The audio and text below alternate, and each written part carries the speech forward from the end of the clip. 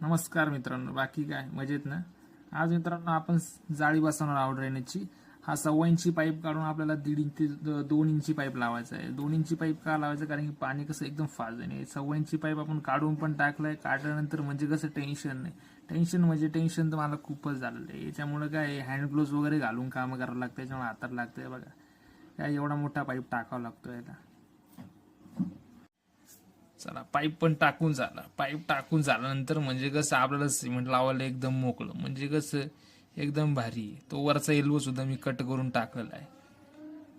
हा बघा सिमेंट सुद्धा आता आपण मस्त कानाकोपऱ्यात. आता कसं सिमेंट लावून घेतलं म्हणजे टेन्शन नसतं. आता सिमेंट याच्यात दाबून चेपून आपण भरून देऊ. हँड ग्लोव्स हमेशा तुम्ही वापरत चालला, कसं हाताला लागायला नको.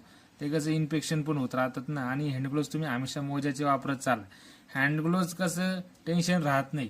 मग त्याच्यानंतर जाळीचं काम सुरू करू. आता बघा व्हाईट सिमेंट वगैरे कसं आरामशीर मस्त घोटाई झाली म्हणजे टेन्शन नसतं. म्हणजे साहेब लोक पण म्हणतात की अरे बापरे काय काम केलं. चला मित्रांनो, माझा व्हिडिओ जर आवडला असेल तर मला नक्की सबस्क्राईब करा, लाईक करा आणि शेअर करा. मित्रांनो, तुम्ही मला जर सपोर्ट